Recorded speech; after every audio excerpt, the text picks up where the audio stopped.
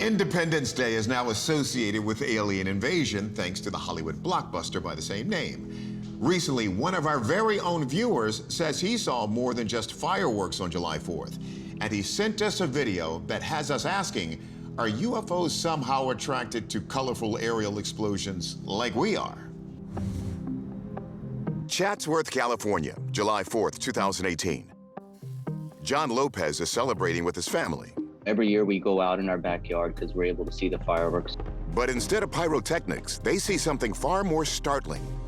These lights. Kind of look like fireballs just floating around in the sky, and then like different ones kind of appeared out of nowhere. Look closer. The lights swoop, flicker on and off, and seem to hover for more than 30 minutes. And what makes it even stranger? This is the second 4th of July in a row that John has seen them.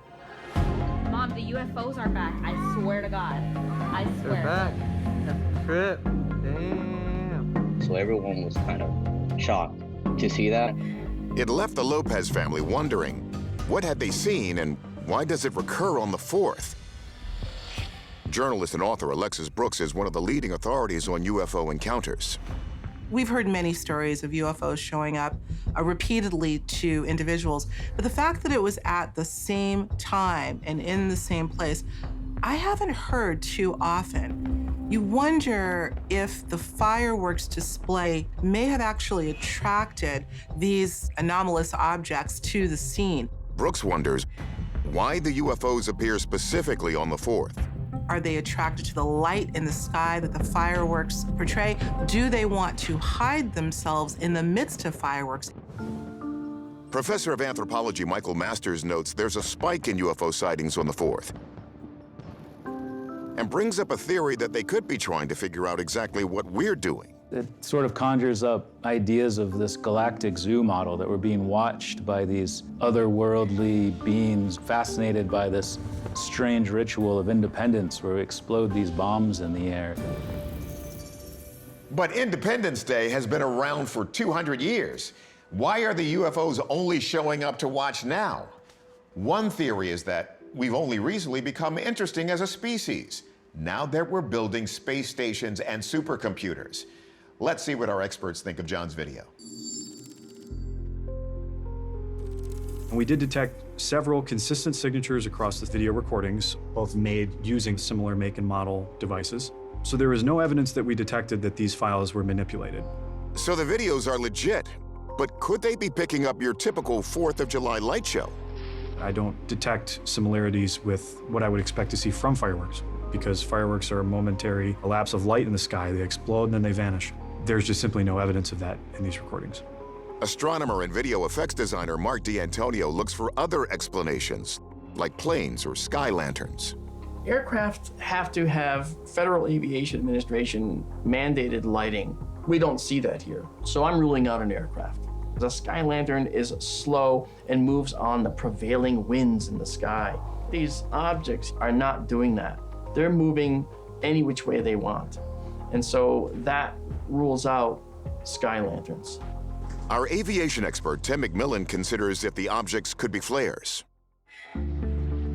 If there are flares fired from an aircraft, you would see them spread out. I would say flares would be pretty unlikely. And finally, there's always the possibility of drones. Could someone be operating a drone swarm? Maybe. Drones operate off of battery power, and so if you're operating a very high-powered, high-illumination light, that's less time that your drone is going to be able to stay in the air.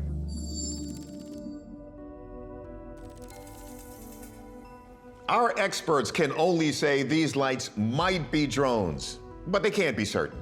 So for now, our verdict, these are genuine UFOs. So maybe we are truly living in the land of the free, or we could just be part of a galactic zoo, entertaining the ETs. March 19th, 2020. We're in the skies over Monterrey, Mexico, on a cargo plane headed to Memphis, Tennessee. About an hour into the flight, while Captain Eric Delgado is enjoying his dinner, something catches his eye. He pulls out his device and records this. Oh man, that is phenomenal, dude. I'm so glad you saw that. And you saw it drop out of the sky and just stop? I thought it was a shooting star. Then it just stopped. This is awesome, man. And it's pulsating too, man. That is nuts. Captain Delgado says this thing dropped straight down from above and hit his plane with some kind of spotlight. It looked like a lighthouse in some thin fog as it's turning. So that really got my heart going. No doubt a UFO shining a light on your plane would be a terrifying moment. Thought there could have been a safety issue because initially this thing is turning into us, and then it decided to park itself off our left wing tip. The glowing orb maintains its position, pacing the plane. Delgado says it stayed there for 25 minutes before darting off at a sharp angle. At that point, the fear was gone, and then I was flabbergasted. It was just wonderment, I guess. And there's more. This is the part of Mexico where Delgado saw the UFO. It's a short flight from central Mexico's zone of silence, a weird place that locals say blocks radio transmissions and where UFOs have been seen for centuries. And check out this video, similar objects recorded by the Mexican Air Force in 2004.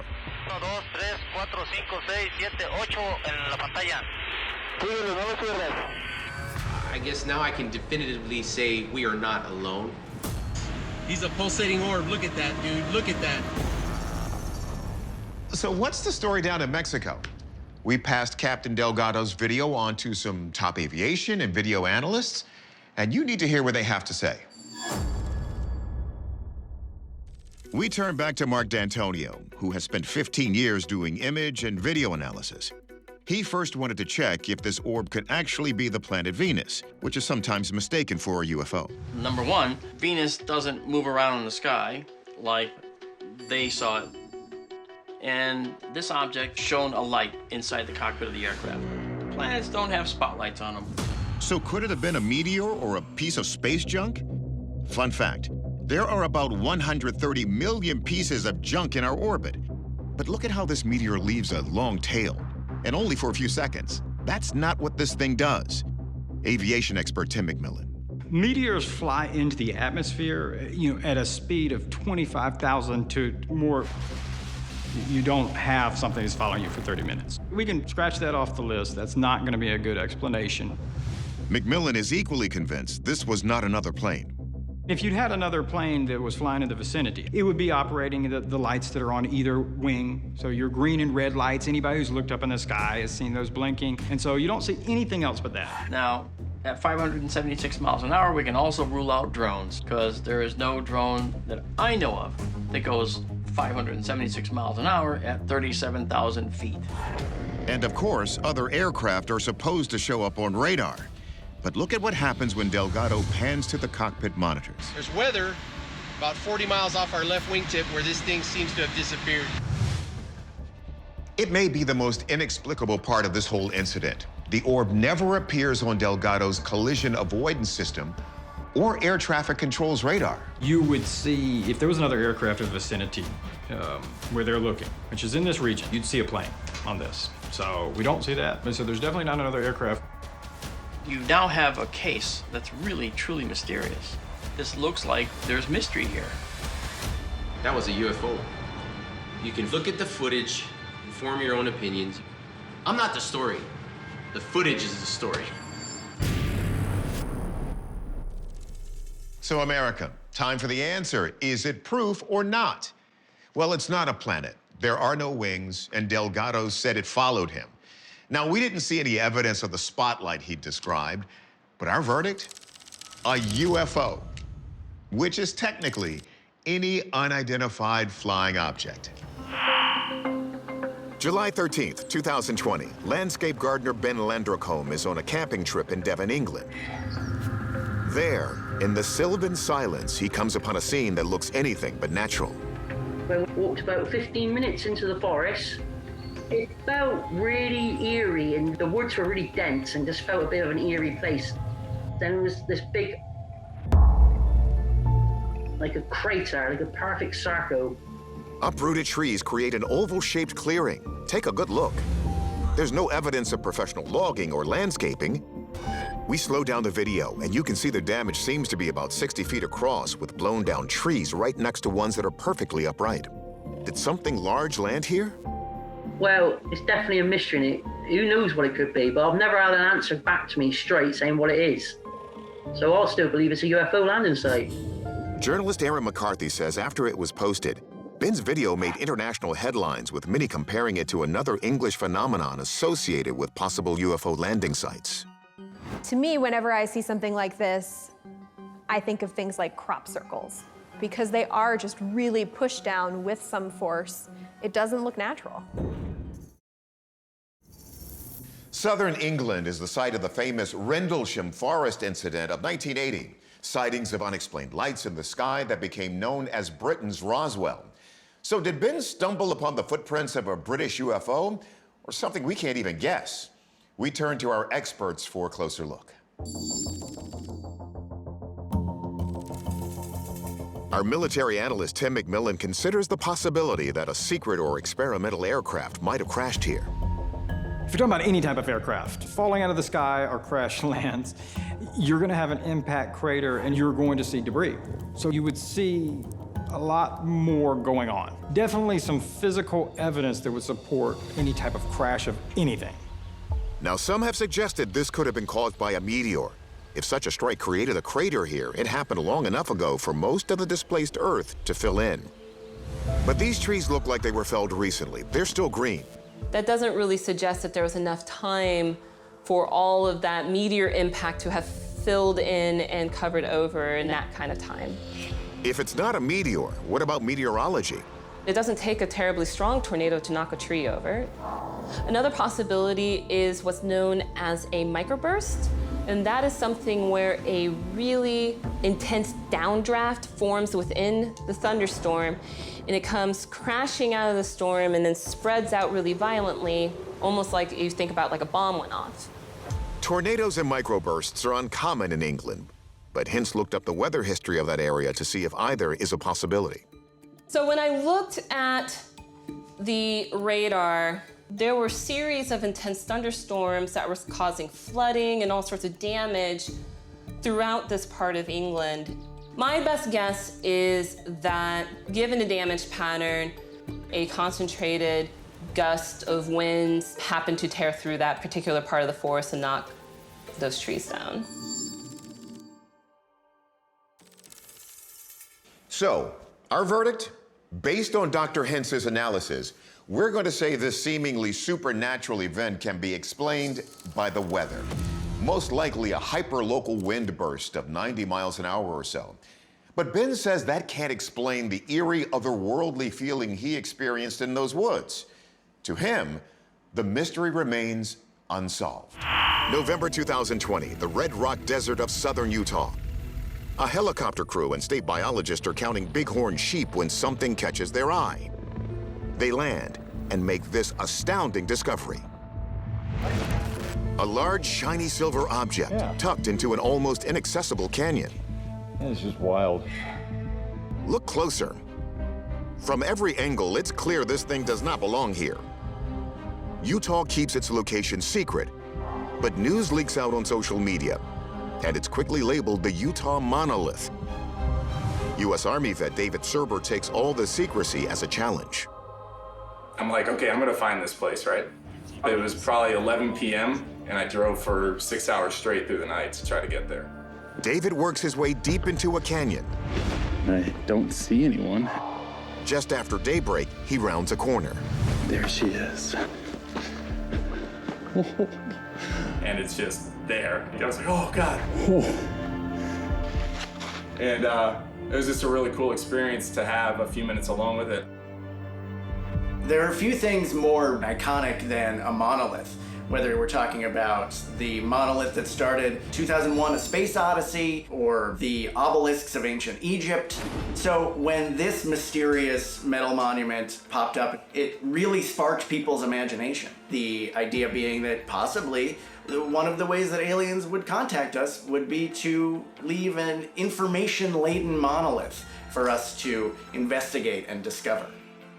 One focus on the internet was whether the monolith was constructed with alien building materials. The belief was that they are comprised of something called a metamaterial or a metametal. Metamaterials are engineered to have properties not found naturally on Earth. Special composites of metal strands and ceramics are created to absorb radar for stealth technology. And there are reports from reputed UFO crash sites that the craft contain alloys that give them anti-gravity and cloaking characteristics. Accounts of alien metamaterials went mainstream in 2017 with a New York Times article. According to the New York Times report, Bigelow Aerospace was contracted by the government to store possible materials from alien craft. It's believed that the U.S. government is studying these alien materials to create the next generation of weapons. Could the Utah monolith be made of the same sort of alien materials? David tests it. I had a magnet with me, mainly because we were trying to figure out, what type of metal is it? Not sticking. And also, was it a solid object or was it hollow? Not solid. So what's it made of? And by whom? Other mysterious monoliths have been discovered recently, often in remote locations, in Romania, the Isle of Wight, and Sweden. Are these objects some sort of alien calling card, or could they be the product of a very creative and very human mind? And when you first see this, you can't help but think of some type of extraterrestrial technology. However, there's nothing about what we're seeing in this video that leads me to believe it's manufactured from any kind of exotic materials. Unlike reports of UFO metamaterials, the monolith doesn't defy gravity, and it's definitely not cloaked. In person, David noticed fingerprint smudges in ragged corners as well as other signs of terrestrial construction. The telltale signs of those rivets would make me believe this is man-made, no matter how kind of anomalous its appearance is. For McMillan, that's the giveaway, the signs of ordinary earthbound metalwork. If it is human-made, Kathy Strain has an idea why someone went through all the effort to put it in the middle of nowhere. I think it's a message of beauty, of artwork, maybe makes you reflect more that I wanted to come here for the wilderness. Some artists, like Donald Judd, believe that wilderness is the ultimate art gallery and use isolated locations for installation sites. But who made this and what it's made from is almost impossible to determine from a video. Ultimately, you're not going to be able to determine exactly what this object is until you get it into a lab and under in-depth analysis. But just as it appeared out of nowhere, the Utah monolith vanished, literally overnight. So until it's found and we can get it into a lab, our verdict, this is not an alien artifact. It's either a human artwork or a hoax. Either way, it's a compelling conversation piece. Our first story tonight is being called a critical turning point in UFO studies in the Middle East. For millennia, Turkey has been a bridge between cultures, a crossroads between Europe and Asia. But as you're about to see, it might also have been the meeting point between human civilization and extraterrestrial life. It's May 13th, 2009, and night owl Yalçın Yalman is stargazing in the suburbs of Istanbul, Turkey. Shortly after 3 a.m., something strange appears in the sky over the Sea of Marmara. Yalçın immediately grabs his Canon Mini DV camera, a videotape, and records this. It appears to be some sort of saucer-shaped craft. It's hovering silently for half an hour about a mile away and 500 feet above the sea. But watch what happens when Yalçın zooms in. Do you see that? Now take a look at the footage when we zoomed in and cleaned it up for you to get a better look. Yalçın says that what you're seeing here is a cockpit window. And there, inside the alleged craft, he's saying you can see two aliens piloting this thing. Right here and right here. Yalçın is sure he's made contact. In fact, he claims it's been happening for years. Konuşmalar bana dalga dalga geliyordu. Neden seçildiğimi ben hala anlamış değilim ama çok şeyleri bana yardım ettiklerine inanıyorum ve bizler olmasak yarın öbür gün gelecekte bunlar insanoğlu eğiteceğine de inanıyorum. For millennia, strange things have been reported in the skies over Turkey. In 74 BC, during a battle between Greek and Roman armies, thousands of soldiers witnessed a flaming object of molten silver shaped like a wine jar flying above them. And according to Cydonia Institute Director George Haas, Yalçın's video is just one of many recent sightings. In 2016, Turkish air pilots reported that they saw a UFO go over their plane with green lights. The pilots say they saw this UFO about 17,000 feet, but the airport authorities reported that they had no evidence on their radar of any of the sightings that the pilots saw. Now, we've never seen a window on a UFO before. Yalçın's cockpit aliens appear to be a unique phenomenon, and one the Turkish government has taken very seriously. The Turkish government came back and said that this is authentic, and this spacecraft has nothing to do with any military programs or anything. So this could be extraterrestrial. UFOs are such a hot topic in Turkey that in 2001, a museum opened in Istanbul containing various photos, videos, reports, models, and even a library about UFOs and extraterrestrial life. But are we ready to add this video to the collection? Our experts take a deeper dive into the footage. We begin with forensic video investigator Michael Primo. We always look to the metadata first. And this block-like pixelation, this is an indication that excessive amounts of compression were applied to these pixel areas. But I don't detect any evidence of this program interacting with something that would introduce CGI. There's no indication that they were trying to deceive or mislead. So if it doesn't appear we have a doctored video, has Yalçın really been dealing with aliens? We take that question to astronomer and video effects designer Mark D'Antonio. Back in 2009, we didn't have the cameras we have today. He's zooming in on it all the way. And in my view, I don't think that you're gonna be able to see anybody in a craft like that. That's like saying, if you zoom in on an airliner going by, can you see people looking out of the windows? And the answer is no, because the windows are still too small. So what does aviation expert Tim McMillan think? Turkey is a NATO member and has the second largest army in the organization. So is it possible this could be an experimental aircraft? This is a particular area where you do have military drills. And in fact, NATO holds different annual drills that simulating wartime environments. However, all of the telltale signs of aircraft as we know them are really kind of thrown out of the window. We definitely don't have any aircraft that are lenticular or saucer shaped. Beyond that, if it's going to be an aircraft, you're going to hear something, whether it's the jet engines of a plane or that rotor thunder of a helicopter. And in this case, the individual said he didn't hear anything while filming it.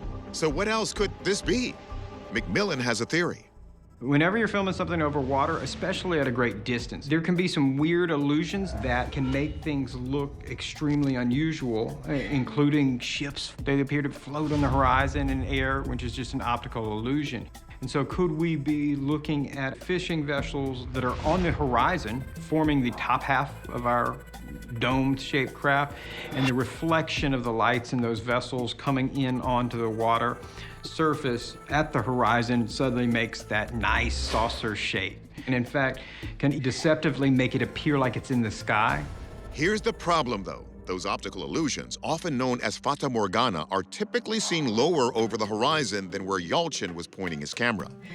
It's a case that's been around for a long time. That doesn't mean it's true.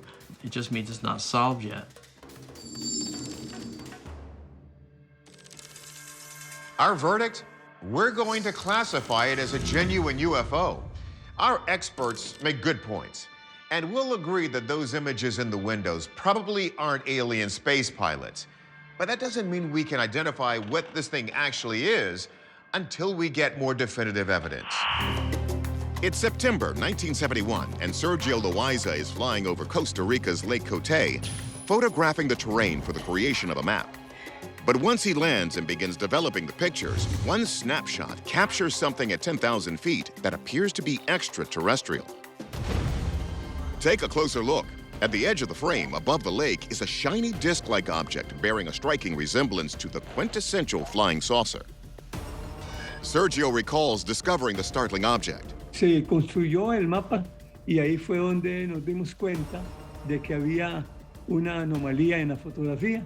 Se la llevamos al director, quien prácticamente nos prohibió hablar del tema. The photo was examined by researchers who deemed it authentic. But it wasn't until 2021 when attorney and UFO enthusiast Esteban Carranza got a hold of the photo that the story got really interesting. My uncle, he managed to obtain a copy of the negative. And I say, aha, I gotta find a way to produce a really high quality scan. What it is, we don't know, but we know it's real. And that's where we need serious scientific and open analysis. Esteban releases the photo on Twitter and the internet explodes. According to journalist MJ Banayas, the photo may reveal this object has extraordinary capabilities. What's interesting about this photo is that the frame prior to this shot and the frame after this shot does not show this object. Some people believe that it's evidence that this object can cloak and become invisible. Some people believe that it's able to move incredibly quickly. And some people believe that it's interdimensional, in that it was able to leave our dimension and go somewhere else. So there's a lot of speculation around this photograph. In previous episodes, we've shown you UFOs sighted near volcanoes, as there's a belief among ufologists that alien craft are attracted to volcanoes and other high-energy sites for the purpose of refueling. Well, this photo was taken right next to the Arenal volcano, which was Costa Rica's most active until 2010. So could there be a connection? Before we spend too long on the why, let's confirm the what. More specifically, what is this disk? Our experts weigh in. First, we take the photo to astronomer and video effects designer Mark D'Antonio. Despite all the recent hype, is this simply a 50-year-old hoax? I've seen the photo ever since I was a young kid, and so I know if it was hoax, it would have to have been done with older technology. I don't see how it actually could have been done back then, because all the attempts back then to do that had some giveaways that we could detect now. If we're not calling it a hoax, did Sergio capture a real UFO phasing in and out of our dimension? I looked at the way the light is hitting this thing, and I compared it to the light hitting the trees down here. Look at the shadow angles, they're all the same. So this is the shadow angle for the sun. Now, if we go back to the UFO, this doesn't make any sense. We wouldn't expect to see any light on this side at that angle. So the lighting is entirely wrong for this being some type of physical object that is reminiscent of, say, a UFO. Entirely wrong. So if the shadows don't match, D'Antonio believes that rules out something like a piece of equipment that maybe fell from the plane. But still, if the photo isn't faked, what does that leave us with? D'Antonio has a theory. Aerial photographs were taken, the cameras would be mounted looking down, and there might have been a glass cover over the camera to protect it. If your car gets hit by a piece of gravel from the road, you see that round fracture. Just like a chip in a car windshield, D'Antonio believes something may have struck the glass of the camera housing underneath the plane. But he admits his theory doesn't address one of the central mysteries in this case. A conical piece of glass that's been fractured matches this object, but I can't explain why they don't appear in the next photo frame. I would expect they would appear on many frames, but only one frame, that's a mystery. Next, we turn to astrophotographer Andrew McCarthy. The photograph in question here was captured at a focal length of about 150 millimeters, focal ratio f5.6. Since we know that the object was in focus and the ground was also in focus, the minimal distance to that object from the plane had to be over 640 feet. So it's something huge that happened to be passing under the aircraft at that time. By McCarthy's calculations, this object would be at a minimum 48 feet long. If it's further away, it could be even bigger. So we have a large craft that only appears in one photo out of 3 taken seconds apart, meaning it must be capable of traveling at fast speeds. Could this simply be a conventional aircraft? This was captured in 1971, long before any kind of drone existed. A helicopter or an airplane wouldn't have looked like this. So we can really easily rule out most existing aircraft at that time. For McCarthy, the lack of any conventional identifiable marks leaves him with only one conclusion. It's very rare I come across a photo that I can't easily explain away. And I think what we have here is a genuine unidentified flying object.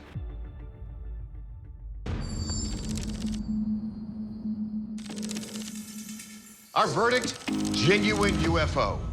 Our experts have put together some compelling theories, and we agree it's not a chip in the glass.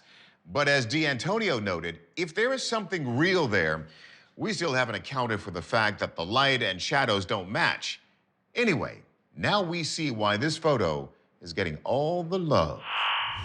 September 2018, it's a warm night in Tomball, Texas, just north of Houston. Nick Daly and a group of his friends have come home from dinner to their apartment complex when they are astounded by mysterious lights in the sky. Oh my God. Take a closer look. 3 teardrop-shaped glowing objects appear to hover in a deliberate, coordinated motion. Nick's friend also begins recording. One thing is for sure, Nick has never seen anything like it. They were circling around in formation and then come back to a triangle formation. It was incredible. But as the crowd stands transfixed by the mysterious lights, the UFOs suddenly disappear and then reappear. Look at him. Look at it. Look at him. Nick is convinced whatever he witnessed, it's not from this world. I am ex-military. I was in the United States Air Force.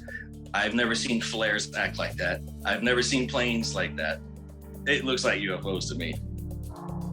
According to author and journalist Alexis Brooks, this is far from the first time mysterious lights have been spotted in the Lone Star State. These very strange UFO-type lights have been seen as recently as April of 2022 in a town called Kyle, Texas. These lights emanated a sort of orange glow, and local officials came up with no explanation. These eerie, shimmering lights are similar to the ones seen in Tomball, but with one even more mysterious difference. In the case of the Tomball UFO sequence, we have something that has been referred to as phasing, that some of these craft change their atomic structure so that they appear to be dematerializing and rematerializing. So is Texas rife with UFOs? One of the first reported UFO incidents in Texas was on April 17, 1897, when a UFO crashed on a farm near Aurora, Texas, with claims of an alien pilot found dead inside. So have those aliens returned?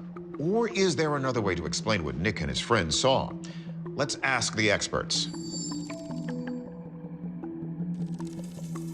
First, we ask video forensic expert Michael Primo to examine the footage. Does what we see appear to be authentic? We examined the file to determine if there were any original file signatures. No known file signatures were identified, and at this low of spatial resolution, it's very difficult to make determinations in reference to CGI. However, when the videos are placed side by side and synchronized, whatever occurred in the sky appears to be consistent across both videos. Next, we go to aviation expert Tim McMillan. Are we simply looking at conventional aircraft, like an airplane or helicopter? We're not seeing movements that are consistent with fixed-wing aircraft. What we're looking at here, they're really close, so they're violating how close you want to be to another aircraft. Close proximity, it becomes even more dangerous for a collision. McMillan is also skeptical these could be another common flying machine. Drone would match up best for what we've seen so far. But if they're drones, we have to start taking into account the amount of energy it takes. And so for these to be bright lights, they're not going to be able to stay up for very long because they're just going to drain that battery power. We asked astronomer and video effects editor Mark D'Antonio if the answer is in front of us all along. Could they be sky lanterns? Sky lanterns are possible, but they don't move the way these did. Sky lanterns are very subject to the wind. But what they wouldn't do is sort of circle around each other, and at certain points in the video, they're leaving like a tail almost. That is very telling information. In fact, D'Antonio believes those streaks are the final piece of the puzzle. I think that this actually was very likely skydivers with flares. But if these are nighttime skydivers, why then would they be jumping over Tomball, Texas at night? D'Antonio points to a similar event in Tomball 5 years earlier in 2013, which also featured slowly drifting lights. There was a high school game, and they did in fact have skydivers with flares skydive into the game. We actually saw the three in the sky, and they separated from each other, and they actually left trails behind them, and that trail could be illuminated smoke from the flare brightness. While D'Antonio makes a strong case for parachuters with flares, our research hasn't been able to confirm there was a parachute demonstration that night in Tomball. And without definitive visual proof, we think many alternate possibilities are still on the table. Our verdict? For now, we're going to go with unexplained phenomenon. But if you're in Texas, be sure to keep looking up and send us what you see. October 2021. It's a clear and cool evening in the quiet town of Meriden, Connecticut. Bruce Waterbury is out on his back deck with a pair of infrared binoculars looking for signs of extraterrestrial activity when suddenly he sees this. A large, bright light moves in the sky across a field of stars. Take a closer look.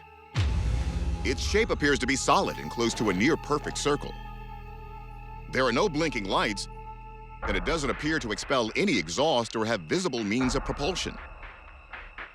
It was like shimmering, just shimmering, super bright, and it was just quiet. And the adrenaline was rushing through my arms and everything, so it was a little shaky. Then, after Bruce circles a laser pointer around the orb, it appears to shrink in size and then suddenly disappears. But Bruce doesn't believe this UFO sighting was some random occurrence. I believe there's alien life. I'm not an expert, but I try to follow the steps to make contact with extraterrestrials. Writer Amy Teitel explains the process is part of a new trend in UFO circles called CE5. CE5 is a UFO summoning group. The people who are involved with CE5 use a special app, certain frequencies, and meditation to try to summon UFOs so they can see them. Sounds strange? Well, the idea of contacting aliens isn't as radical as you might think. In fact, a group called METI, which stands for Messaging Extraterrestrial Intelligence, was formed in 2015 to establish a scientific protocol for contacting aliens, albeit in a higher tech way than CE5 summoners.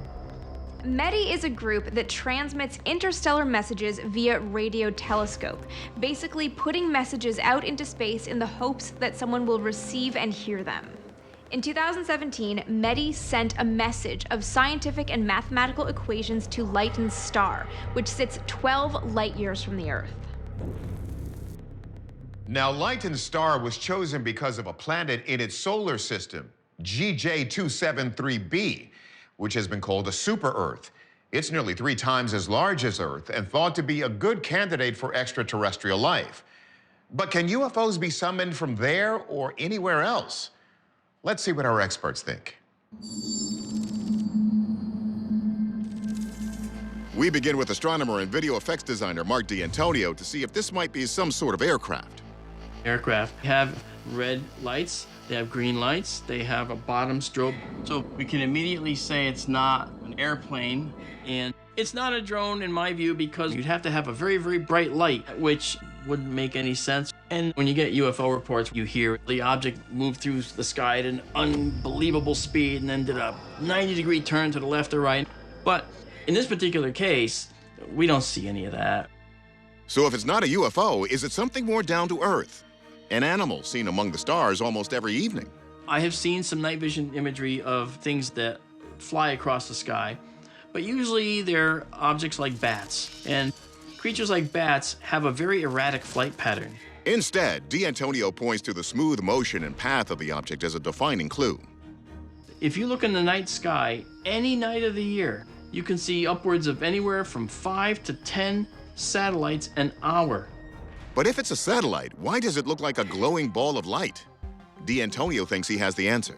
The satellite could have been high enough up in the atmosphere where the sunlight was hitting it and illuminating it, and it was reflecting the sunlight. And it was dimming because it was going over the Earth's terminator into the Earth's shadow, and so it saw less and less sun until it saw none. But based on the size of the object, Rich Hoffman of the Scientific Coalition for UAP Studies respectfully disagrees. It looks relatively large compared to the stars, which would tell you that it's relatively close to the observer. And so in that context, you would be saying that, well, possibly that's the Earth light phenomena, which are basically balls of gas. They're a bubble moving across the sky, and they emit a light, different colors. They tend to be near ground and getting up to maybe about 2,000 feet altitude and moving in a straight line. Hoffman says one theory is that Earth lights are generated by tectonic strains within the Earth's crust that create an electric charge which ignites gases released within the ground. It's the closest match that I can come up with. But can I conclusively say that that's what it is? No. So it would fall into the category of being an unidentified aerial phenomena until it's proven otherwise.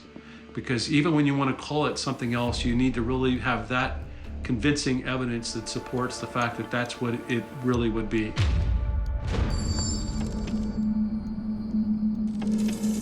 Our verdict, we're going with genuine UFO.